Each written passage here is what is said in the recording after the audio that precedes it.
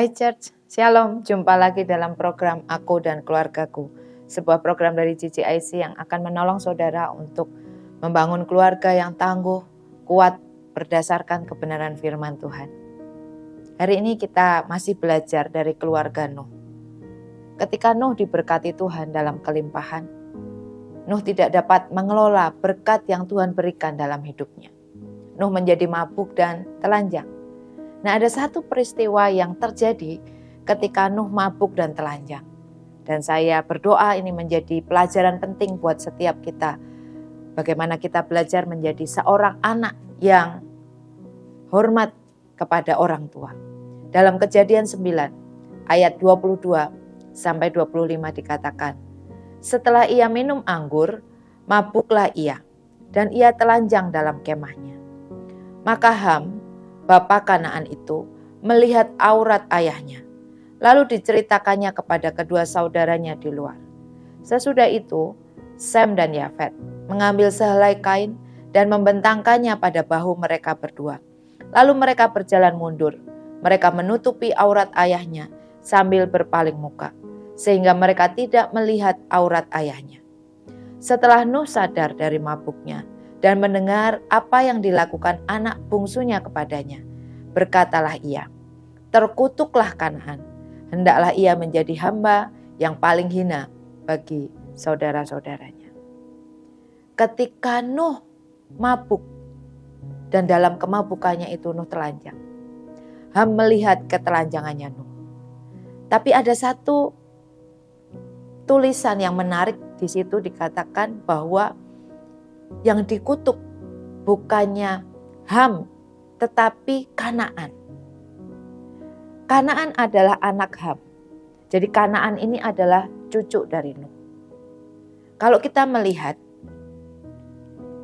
dalam bahasa Ibrani, kata melihat ini berasal dari kata ra'ah. Kata ra'ah ini bukan saja berarti melihat, namun ra'ah juga berarti untuk dinikmati. Beberapa sumber menyebutkan bahwa Ham menceritakan kemabukan dan ketelanjangan ayahnya di jalan. Bahkan menjadikan berita ini sebagai sebuah ejekan publik. Ham mentertawakan kelemahan ayahnya dan tidak menutupinya. Bahkan dia menceritakan ke banyak orang. Dan ini membuat Nuh marah. Namun sekali lagi, kenapa yang dikutuk adalah Kanaan? Saudara, ketika saya merenungkan hal ini, saya membaca dari Alkitab The Bible by Jesus. Di situ dikatakan, Ham melihat bapaknya telanjang, tetapi Kanaan anaknya berbuat lebih daripada bapaknya, dan apa yang ia perbuat itu tidak pantas. Ketika saya membaca berbagai referensi mengenai hal ini, ada tulisan yang menyebutkan bahwa komentator kuno berpendapat berdasar dari Imamat pasal 20 ayat 17. Ketika seseorang melihat ketelanjangan orang lain, itu berarti orang itu melakukan hubungan seksual dengan orang yang dia lihat. Itu sebabnya Nuh mengutuk Kanaan. Karena ketika Ham melihat, Kanaan ada di situ. Dan Kanaan berbuat apa yang tidak pantas kepada Nuh. Ada referensi lain yang berkata bahwa nama Kanaan yang dituliskan itu sangat mungkin karena penulisnya, yaitu kitab Kejadian itu ditulis oleh Musa. Pada saat menuliskan kisah itu ada situasi yang melatar belakangi, yaitu umat Israel sedang berperang dengan berbagai suku di Kanaan. Sehingga alih-alih menyebut nama Ham, maka yang disebut adalah Kanaan. Apalagi karena garis keturunan dari Kanaan adalah suku-suku Mesir, Asyur, Babel. Kita bisa lihat di dalam kitab Keluaran, yang saat itu memang sedang berperang dengan Israel. Saudara, apa yang dilakukan oleh Ham atau Kanaan merupakan sebuah kesalahan yang serius. karena menunjukkan rasa tidak hormat kepada Nuh. Dan ini sebuah pelanggaran terhadap perintah Tuhan untuk menghormati orang tua. Apa yang dilakukan oleh Ham dan Kanaan bukan saja sebuah pelanggaran akan perintah Tuhan, namun tindakan ini mengakibatkan rasa sakit yang dialami oleh orang tua.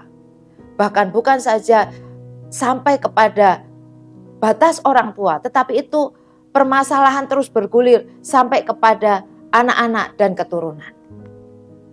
Ini menjadi sebuah pelajaran penting bahwa apa yang terjadi dalam sebuah keluarga akan dapat menghasilkan dampak yang negatif atau dampak yang positif. Bukan saja bagi keluarga tersebut, tapi bisa terjadi kepada sebuah bangsa. Dalam Efesus pasal 6 ayat 1 sampai yang ketiga dikatakan, "Hai anak-anak, taatilah orang tuamu di dalam Tuhan, karena haruslah demikian. Hormatilah ayahmu dan ibumu. Ini adalah suatu perintah yang penting seperti yang nyata dari janji ini, supaya kamu berbahagia dan panjang umurmu di bumi." Saudara, siapapun kita akan memiliki status sebagai seorang anak. Ketika kita masih memiliki orang tua. Sekalipun kita sudah menikah, tapi kalau kita masih punya orang tua, maka kita juga menyandang status sebagai seorang anak. Jika orang tua kita masih hidup.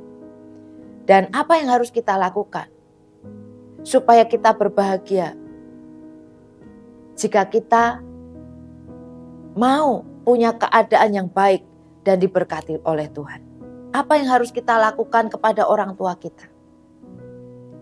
Yang pertama, seperti yang kita baca barusan, bahwa kita harus menjadi orang yang mentaati orang tua di dalam Tuhan. Maksudnya apa?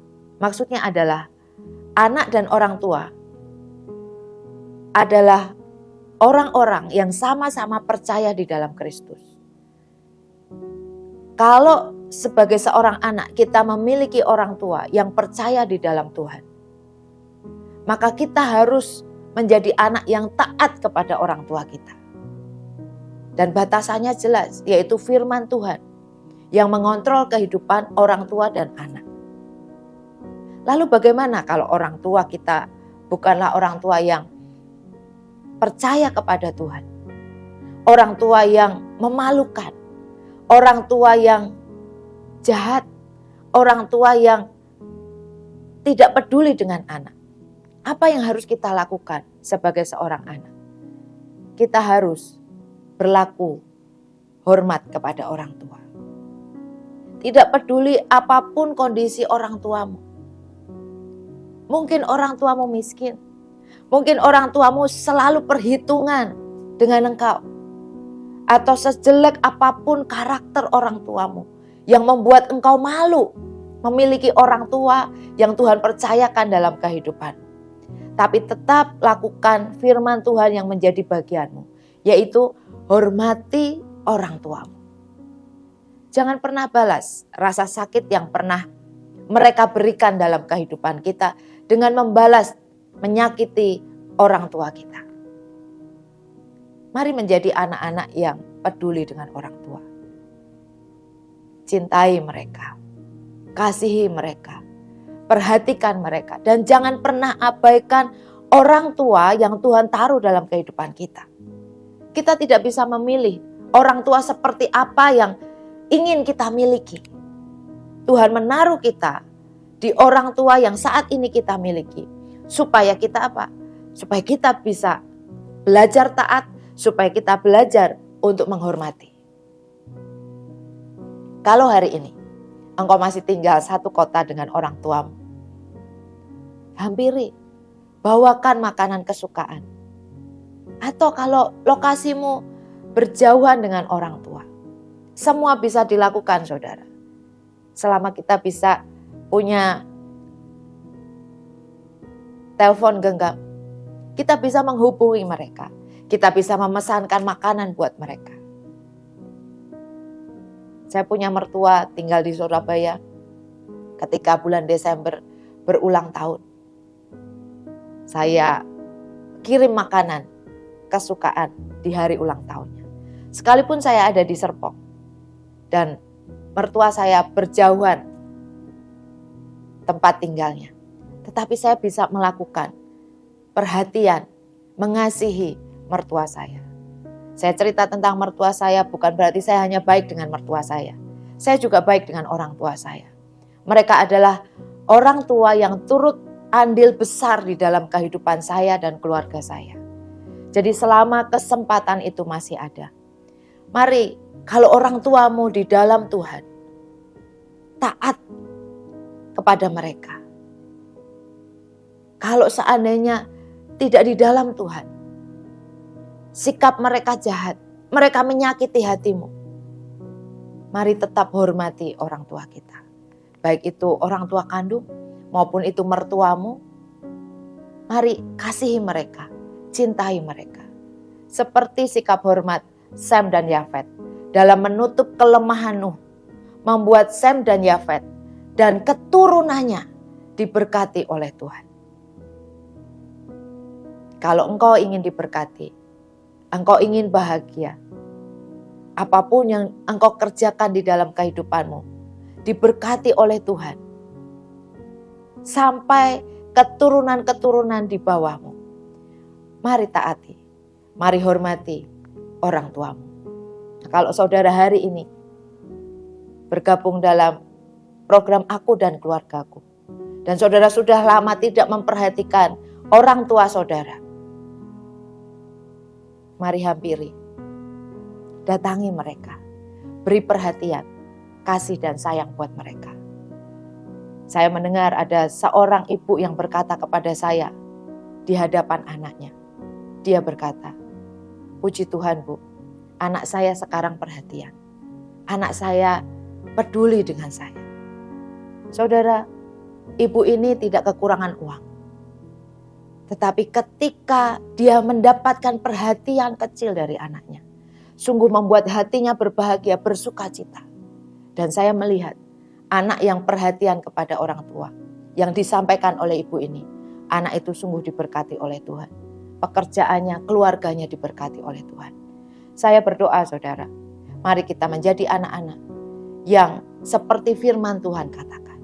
Kalau kita hari ini diberkati, mari berkati orang tuamu. Jangan pelit dengan orang tuamu. Kalau hari ini kau diberkati dan orang tuamu pun dalam kondisi diberkati oleh Tuhan, mari beri perhatian buat mereka. Secuil perhatian dari engkau, itu akan membuat orang tuamu berbahagia. Dan kalau mereka berbahagia, maka doa yang baik yang akan dipanjatkan di hadapan Tuhan untuk anak-anak yang mengasihi dan mencintai orang tuanya.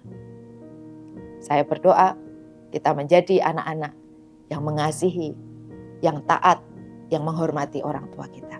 Amin. Amin. Tundukkan kepalamu, mari kita berdoa. Terima kasih Tuhan, kami bersyukur untuk firman-Mu yang mengingatkan kami, untuk kami boleh mentaati, menghormati orang tua kami.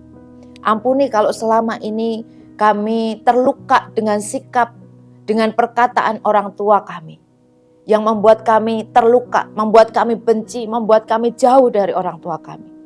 Hari ini firman-Mu mengingatkan kami, untuk kami menjadi anak-anak yang taat, yang menghormati orang tua kami. Apapun yang mereka lakukan dalam kehidupan kami, beri kami kemampuan Tuhan untuk mengasihi orang tua yang Tuhan percayakan dalam kehidupan kami, selama kami masih memiliki kesempatan untuk mendampingi mereka. Kami bersyukur memiliki orang tua yang Tuhan percayakan dalam kehidupan kami. Di dalam nama Tuhan Yesus kami berdoa. Amin. Saudara, terima kasih sudah bergabung bersama dengan kami di Aku dan Keluargaku. Kiranya program ini memberkati setiap kita, menjadikan kita anak-anak Tuhan yang boleh mengasihi, yang boleh menghormati orang tua kita, dan membuat kita berbahagia, diberkati Tuhan sampai keturunan-keturunan di bawah kita. Selamat menikmati hari ini. Tuhan Yesus memberkati.